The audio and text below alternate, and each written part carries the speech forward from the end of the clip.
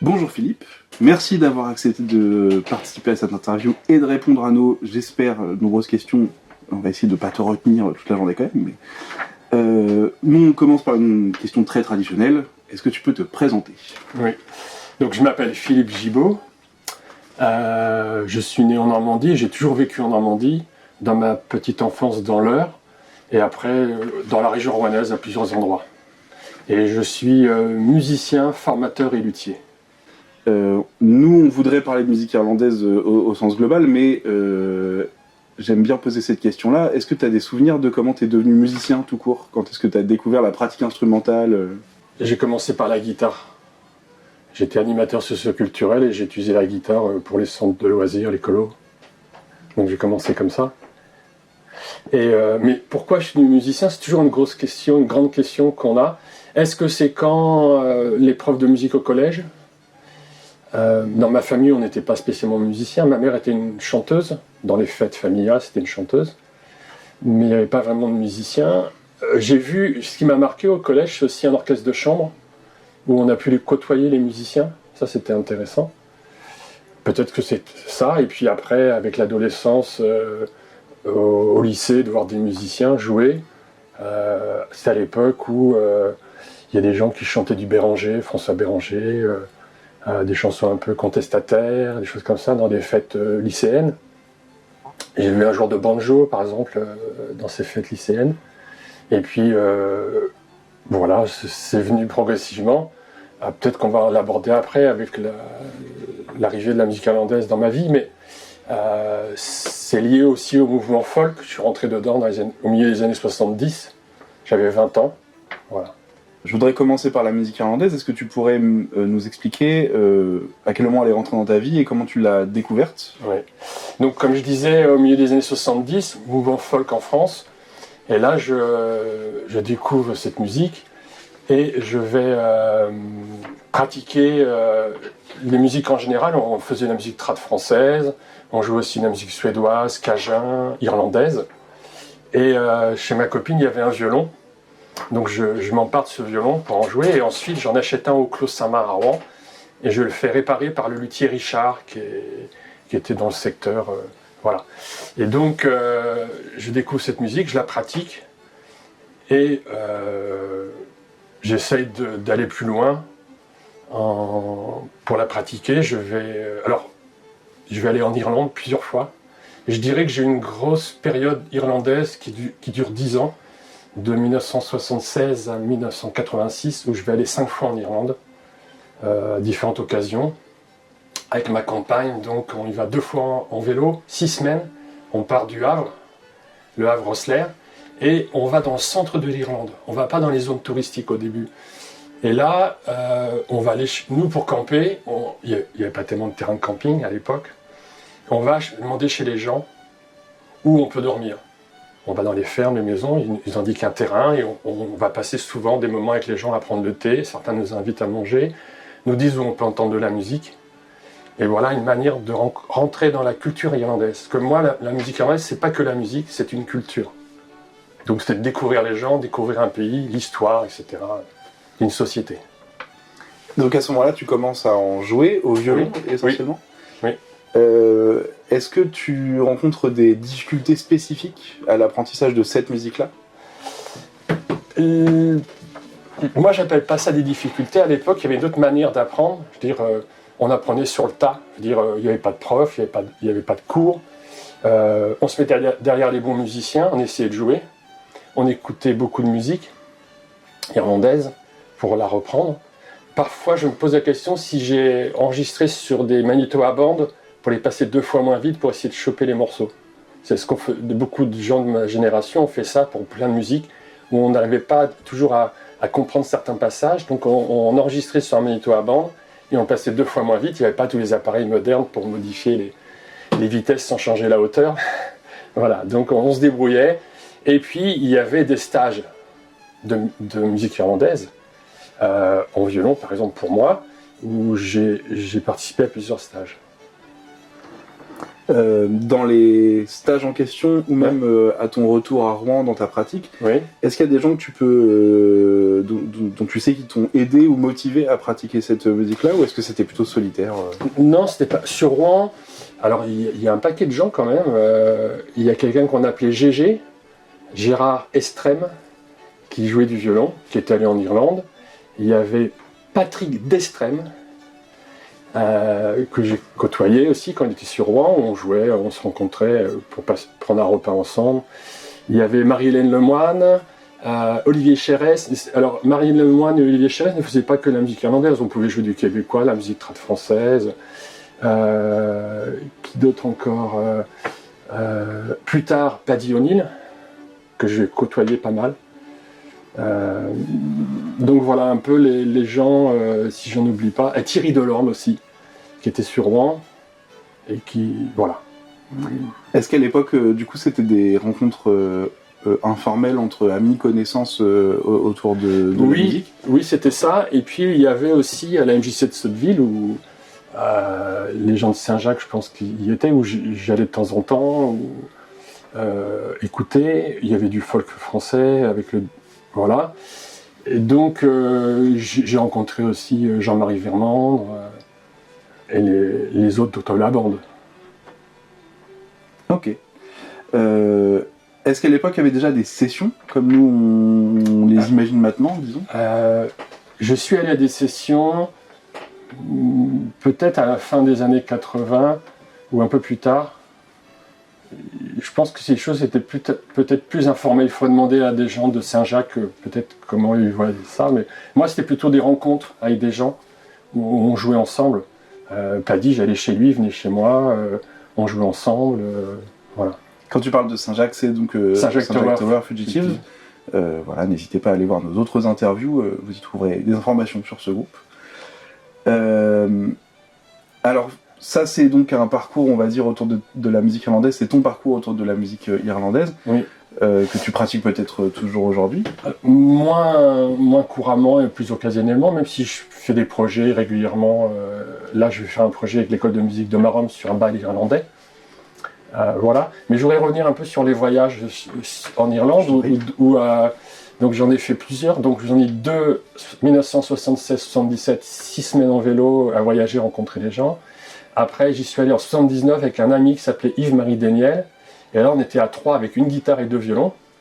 Et on allait à Ballysoder, un gros festival. Et là, j'ai vu plein de musiciens irlandais pendant, c'était 3 jours. Et un chanteur anglais, Martin Carty, qui était présent. Mais il y avait Planxty, Clannad, je crois, Bussy Band, et puis des violonistes, d'autres groupes, voilà.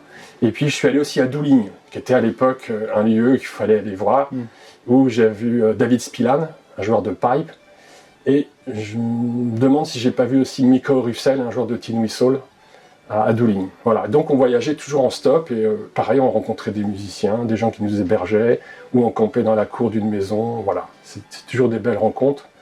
Et en 77, je suis allé au Flakiol à Ennis. Donc là, c'est mémorable. C'est-à-dire que vous voyez une ville où il y a des musiciens, je sais pas, tous les 3, 4, 5 mètres, 10 mètres, partout il y a de la musique, dans les pubs, dans la rue, partout. Des gens de toute génération, tout âge. J'ai même vu à un moment des gens qui sont sortis un peu du centre-ville, qui sont allés dans une ruelle, pour être plus tranquille. Il y avait 7 flûtes traversières qui jouaient là ensemble. Ça, voilà, c'est des souvenirs intéressants et mémorables pour moi. Le rêve de Martial, ça, a priori, je pense. C'est un moment un peu de légende, j'ai l'impression dont tu nous en parles un peu comme une histoire presque mythique de effectivement nous on entend tous les noms en mode c'est que des trucs que j'ai écoutés à fond et que du coup c'est vachement intéressant d'avoir ce retour là. Depuis cette époque-là, est-ce qu'il y a des artistes ou des gens que tu continues à suivre en musique irlandaise qui t'inspirent encore un peu? Alors, je dirais que par exemple, dans les années 80, je pouvais être à peu près au courant de tout ce qui se passait en musique irlandaise. Depuis, on va dire, fin des années 90, c'est impossible. Il y a un foisonnement immense, il y a une mondialisation de cette musique, ça n'a rien à voir. Je veux dire, avant, j'étais un peu au courant des sorties de disques, des concerts et tout ça. Maintenant, c'est la folie, on va dire. C'est abondant. Il y a un vrai foisonnement de nouveaux musiciens, musiciennes et tout. Je demande ça parce que il y a pas longtemps de ça, le Bossy Band est reparti en tournée, alors que c'est des gens d'un certain âge maintenant, mais ça avait l'air d'être super. Et autour de ça, il y a eu pas mal d'articles qui disaient qu'on était à une nouvelle époque, un espèce de nouvel âge d'or de la musique pour la musique en Irlande, parce qu'il y a tout un tas de jeunes, plus jeunes que moi d'ailleurs, mais musiciennes qui se réapproprient un peu la musique traditionnelle et qui l'injectent dans des créations plus modernes, etc. Et donc qui reviennent beaucoup aux sources. D'accord. La création, il y avait déjà dans les années 80. Je me rappelle avoir écouté des choses un peu étonnantes, des mélanges d'instruments. Et je pense aussi à quelqu'un un peu étonnant qui peut me relier à la musique irlandaise, que j'ai écouté à l'époque de la pop musique rock, tout ça, c'était Rory Gallagher, musicien de rock, mais qui joue aussi de la mandoline et qui allait jouer dans les pubs.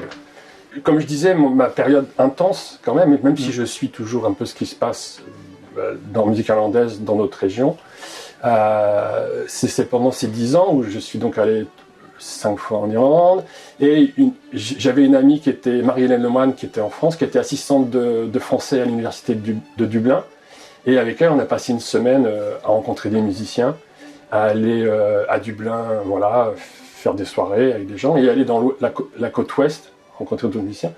Et c'est à cette époque-là que j'ai rencontré Seamus Cray, qui étonnamment va venir me voir plus tard à Rouen, parce que sa compagne était de la région de Seamus.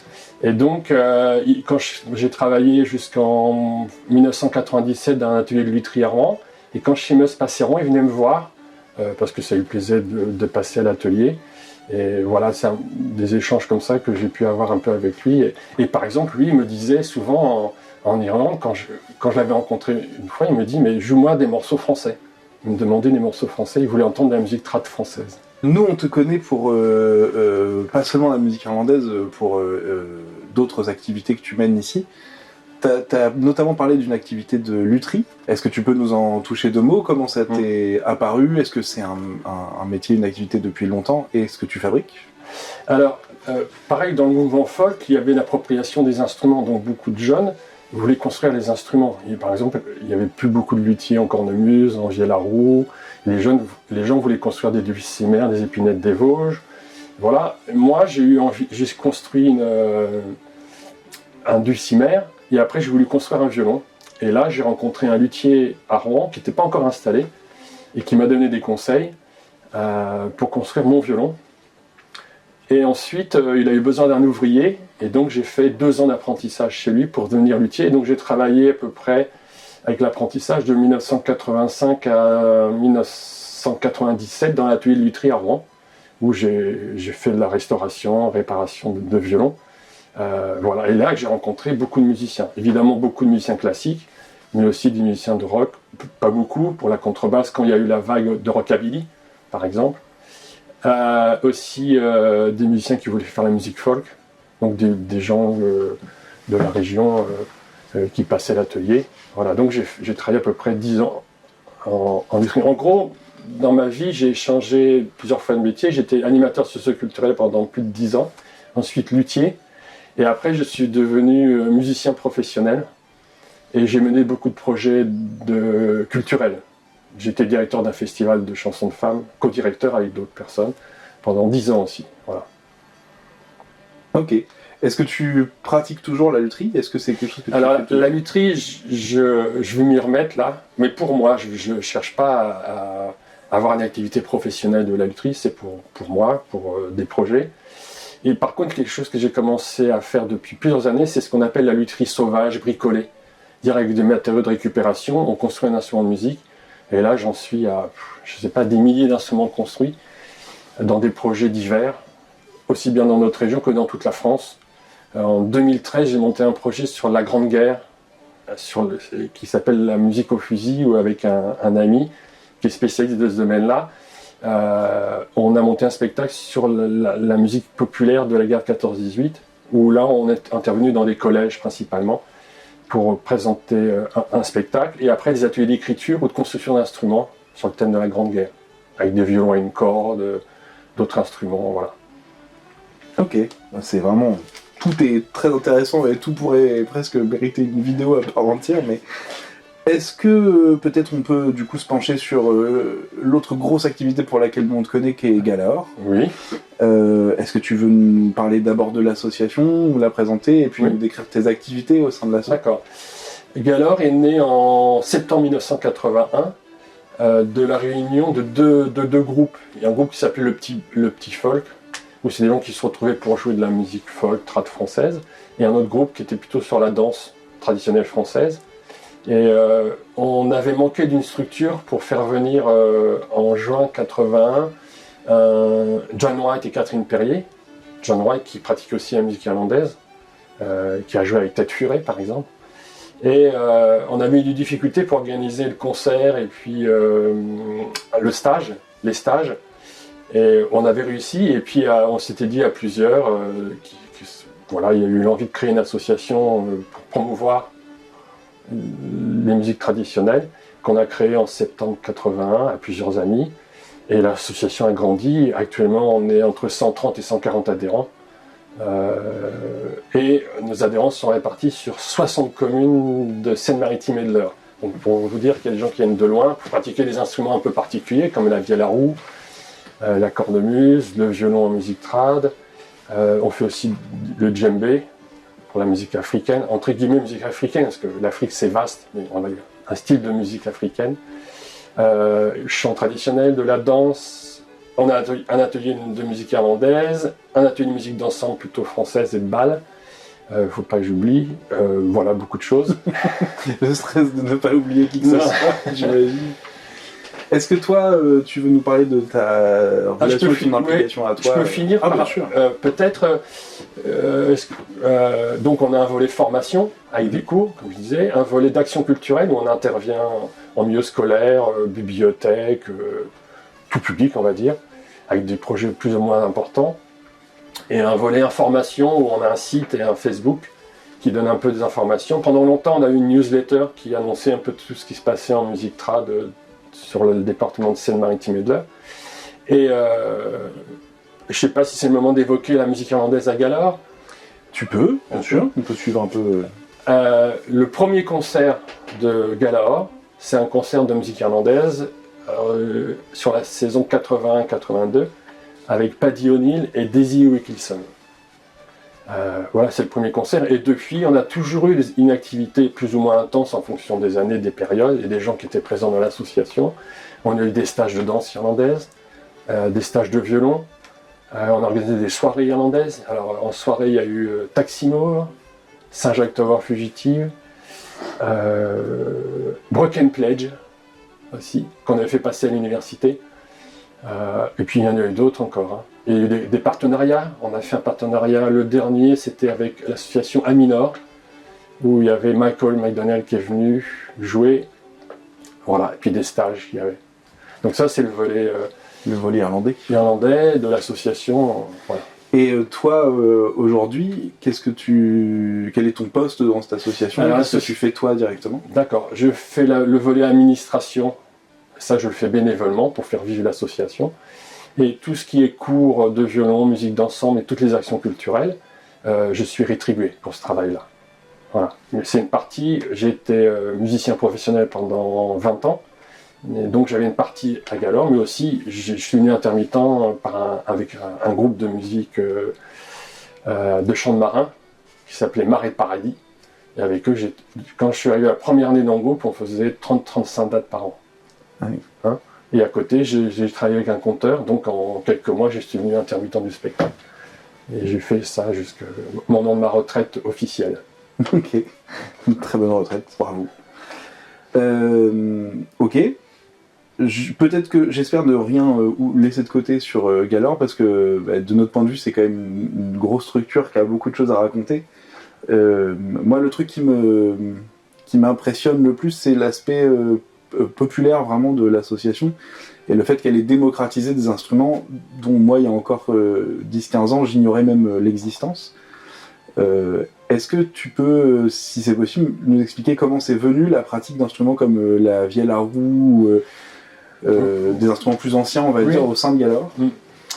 Parce que les gens au début on était une grande majorité issus du mouvement folk des années 70, donc à cette époque-là on était des jeunes. On est toujours jeune dans la tête, mais bon. Donc il y avait une motivation de la pratiquer et de pouvoir la faire pratiquer aussi.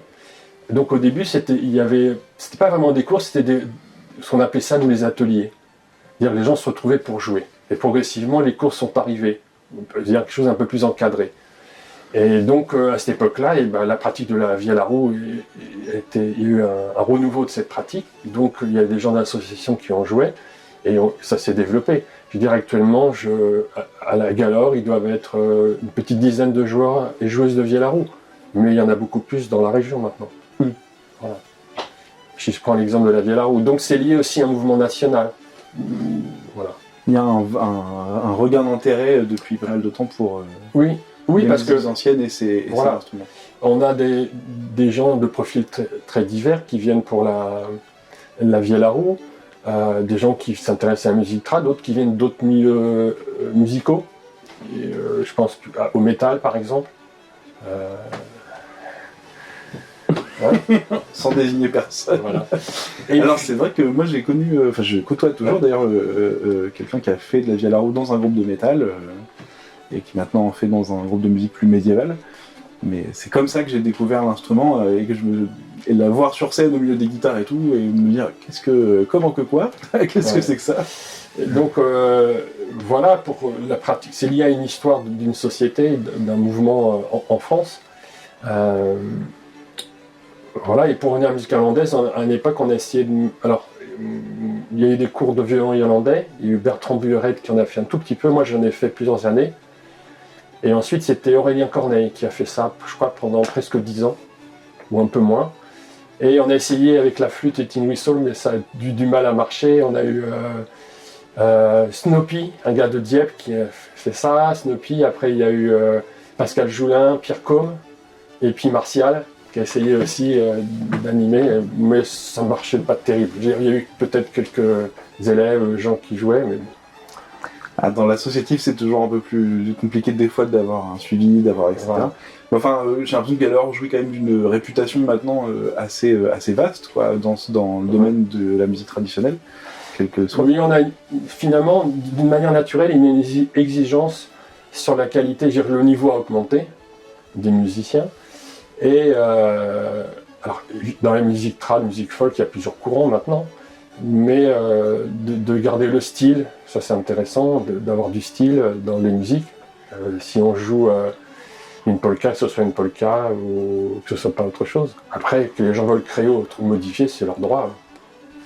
Chacun fait ce qu'il veut après. Mais moi je trouve que c'est toujours intéressant de connaître des bases, l'histoire aussi. Ça peut permettre d'aller plus loin éventuellement. Mais ça tombe bien parce que je pense que dans mon dernier volet de questions, j'en ai une qui porte un peu là-dessus. Je voudrais revenir juste donc pour boucler la boucle sur la musique irlandaise à Rouen. Oui. Est-ce que toi, tu as joué dans des groupes de musique irlandaise ? Non, j'ai fait surtout des rencontres hors groupe ou hors session. J'ai joué un peu en session, au saxo, j'ai joué une fois ou deux, je crois, avec les gens de Pierre Com ou Pascal, des choses comme ça. C'est des sessions qui existent toujours d'ailleurs. Ouais. Mais ça fait des années que parce que j'avais une activité intense qui fait que j'ai pas pu depuis de nombreuses années aller voir les sessions. Mais je compte y retourner. Voilà. aller écouter un peu. T'en as jamais organisé toi-même ? Non, notamment au sein de Galore. Non, j'ai pas organisé de session. Donc à Galore, on a eu des activités de concerts, de stages, de formation autour de la musique irlandaise. Et une autre structure où on a programmé la musique irlandaise, c'est le festival Chandelle, donc quand j'étais co-directeur.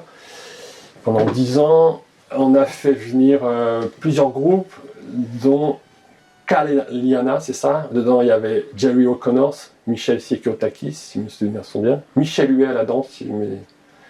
On a fait venir aussi des groupes qui avaient une partie de répertoire irlandais, comme Bohan, qui mélange musique nordique et irlandaise. Et Cécile Archambault est venue dans plusieurs groupes. Owen Friend, je crois, Lynn Had, et peut-être encore un autre qui est venu plusieurs fois dans le festival avec des formules différentes.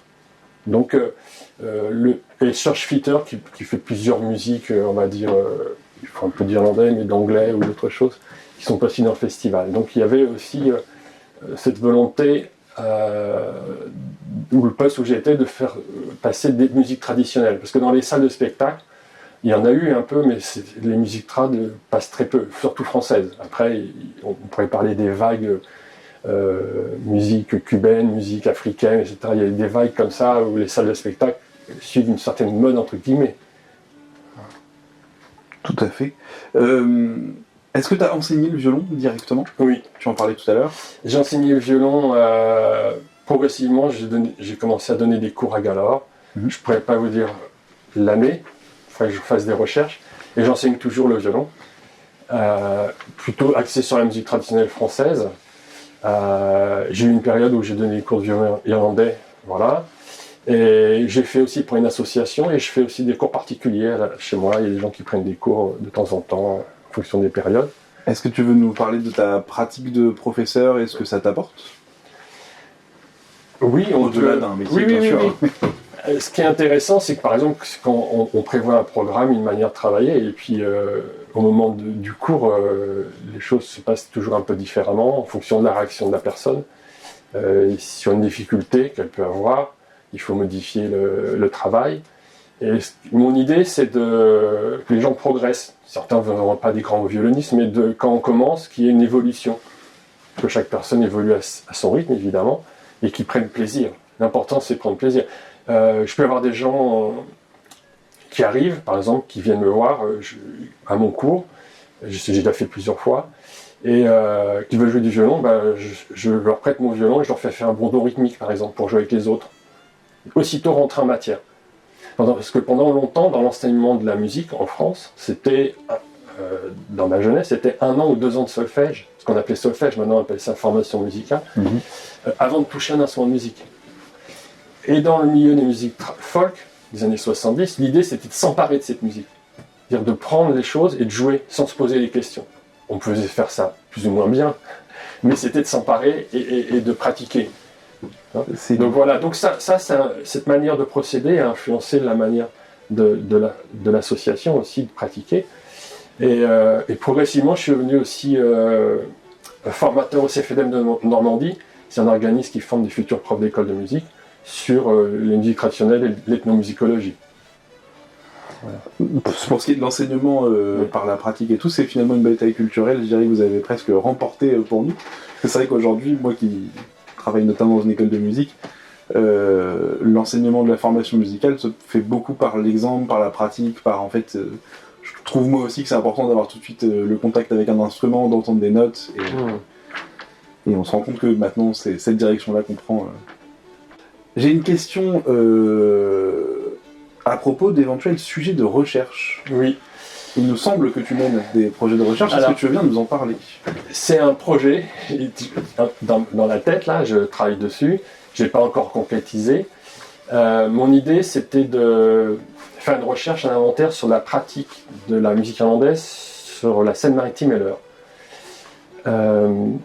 Mon projet c'est de faire, il y a 4 volets dans cette recherche. Il y a une volet, on va dire, quantitative avec un questionnaire. Et donc je suis en train de me réfléchir à ce questionnaire parce qu'il risque peut-être d'être long, mais je vais voir, je ferai des tests. Il y a une partie, ce qu'on va dire, qualitative avec des interviews, des entretiens. Côté archives aussi, parce que j'ai accumulé des documents, et puis le biais des Galore, on a référencé beaucoup de concerts, de balles de stage de musique irlandaise, ou certains appellent celtique. Voilà. Et aussi, par observation, en essayant d'aller voir soit des répétitions de groupe, des sessions, des concerts, et puis de voir un peu tout ça, et faire aussi un inventaire de tous les groupes qui ont pu exister, et peut-être avec un ami, référencer plutôt les groupes de musique irlandaise qui sont passés dans nos 2 départements. Voilà. C'est beaucoup de projets, c'est beaucoup de travail. Je suis à la période de réflexion, mais voilà. Ouais, ça va être un travail de collecte intense. Oui. La quantitative va être intéressante pour des statistiques, par exemple. Je peux donner un exemple. Alors, les questions que vous avez posées, qui vont être posées, mais peut-être sur les origines sociales des gens, ou de la famille, ou s'ils ont appris la musique, ça peut être intéressant dans les études, et aussi s'ils sont allés en Irlande. Et moi, j'accorde beaucoup d'importance dans tous les projets que j'ai pu faire musicaux. Je me suis toujours documenté sur l'environnement de la musique. Je veux dire, le côté ethnologique, on va dire. Pour moi, c'est très important, ça. Et donc, c'est de voir un peu les gens, comment ils se comportent par rapport à cette musique. Qu'ils fassent juste de la musique irlandaise, ça ne me pose aucun problème. Mais c'est de voir un peu si certains vont plus loin, vont à côté. Ça peut être intéressant à comprendre un peu cette société. Et pourquoi les gens jouent cette musique. Pourquoi dans les années 70, certains ont continué à jouer que cette musique, et actuellement, la même chose. Question difficile à répondre. C'est des questions très difficiles, mais je pense qu'effectivement, ça va être intéressant. D'autant que, ne serait-ce qu'avec Galaor, et même d'ailleurs nous avec plaisir si on peut répondre à des questions, mais il y a déjà pas mal de matériel à répondre à de la musique irlandaise et tout ce que les gens sont allés voir autour, parce qu'avec Galaor on se rend compte que en fait la musique irlandaise n'est qu'une seule partie de l'association, et bien sûr, vous faites bien d'autres choses. Voilà. Et pour revenir à mes débuts, donc comme à l'époque je dis voyage en Irlande, les concerts, je suis en France, donc le concert qui est mémorable, que souvent beaucoup de gens citent, celui d'Offsiband à Rouen, à Sainte-Croix-des-Pelletiers, mais il y avait une première partie avec un chanteur. Et j'essaie de retrouver le nom de ce chanteur, donc j'ai fait appel à mes connaissances. Pour l'instant, voilà, je ne sais pas encore. À suivre. Et puis j'ai écouté beaucoup d'enregistrements anciens, par exemple en violon, vieux enregistrements d'O'Herty qui est du Donegal. Il y avait Michael Coleman qui était aux États-Unis, Jim Morrison, voilà, des enregistrements très anciens. Après j'ai les autres générations comme Tommy People, John McGrath.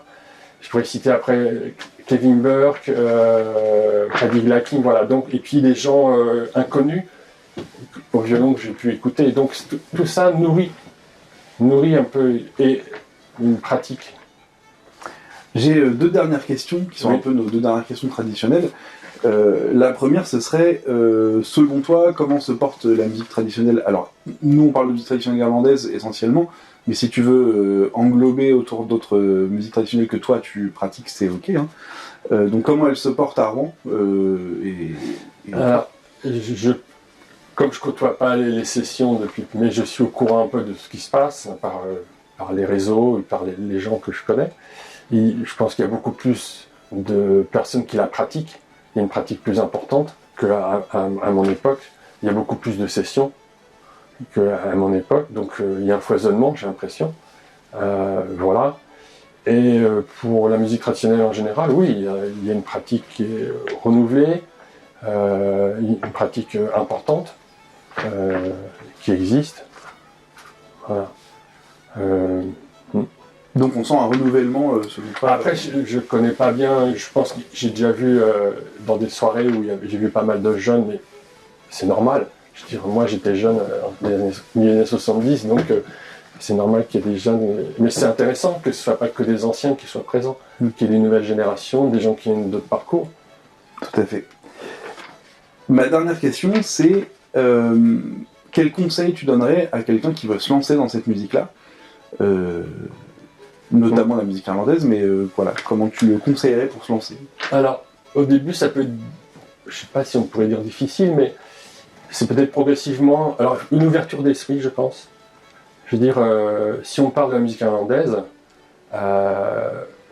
on peut écouter, d'abord la pratiquer, puis progressivement découvrir les anciens, écouter les anciens, visiter le pays, connaître la culture, l'histoire. Ça c'est intéressant, en même temps que la musique. C'est pas une obligation, mais moi je conseille toujours de connaître un peu l'environnement d'une musique.